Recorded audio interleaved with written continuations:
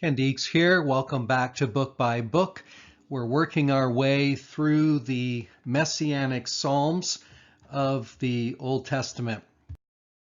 We're going to begin our series looking at Psalm 40, and we've identified the theme here as being the Messiah's incarnation.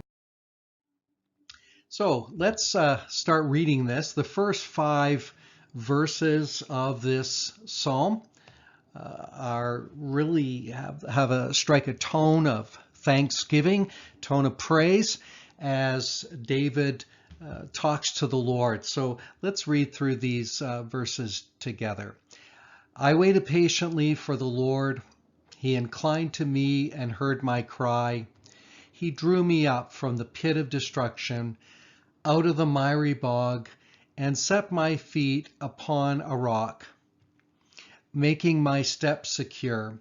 He put a new song in my mouth, a song of praise to our God.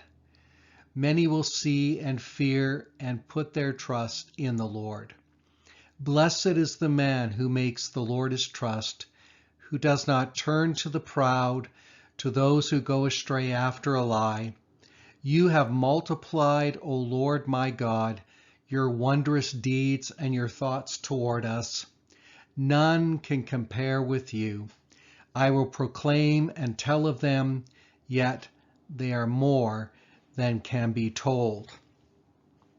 Mark Futato is one theologian, thinker in the Psalms who has suggested that Psalm 40 should be read as a conclusion psalm to Psalms 38 and 39.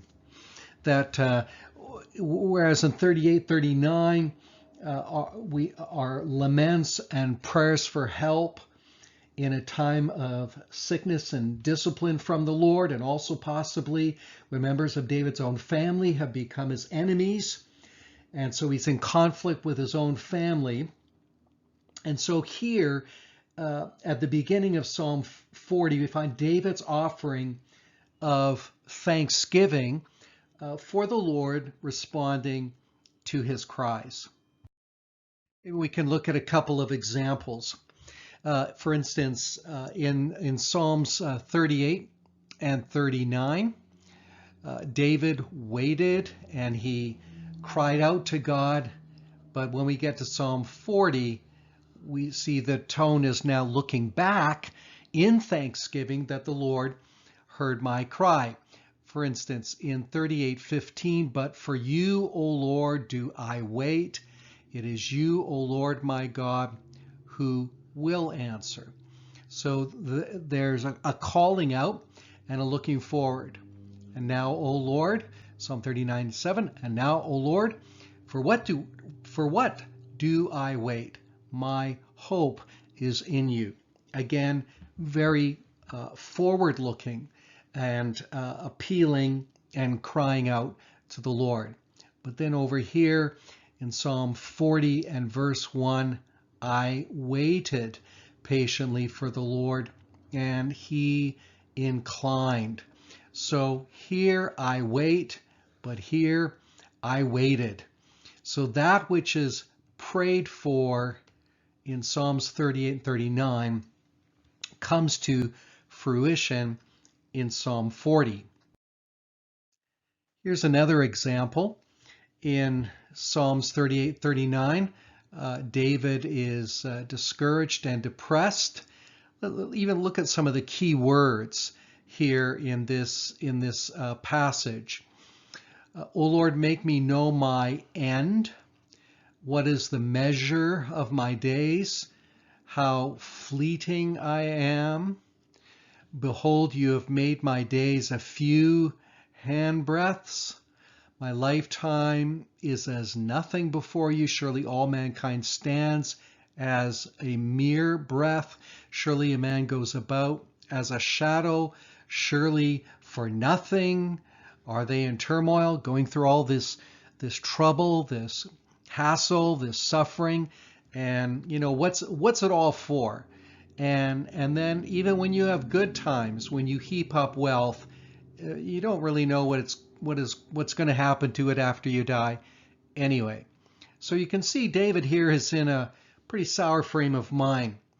But over in Psalm 40, the Lord has rescued him. Look at this. He drew me up from the pit, out of the miry bog. He's talking about a place of discouragement. He's talking about a place of depression and being held low. And here the Lord has delivered him. And so now he's on a rock and he's standing secure.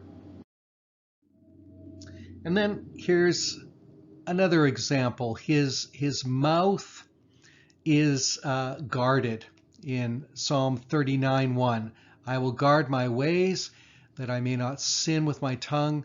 I will guard my mouth with a muzzle. And he's going to do this so long as the wicked are in my presence. He's not going to say anything in the presence of the wicked, including any kind of worship or witness. But over here in Psalm 40 verse 3, what's in his mouth now? Well, his mouth is full of praise, a new song, a song of praise to our God. And look at all this as well. Many will see and fear and put their trust in the Lord. So now the psalmist, he's in a different frame of mind, and he wants to be a witness to those that are not believers. So when we look at this psalm, I think there's a couple of things that we can take away from it. One is that tomorrow does not have to be like today. There actually can be a change. Here's today, here's tomorrow. Maybe today is looking down, but tomorrow doesn't have to be that way. And the thing that stands between those two is prayer. And how does the Lord change things?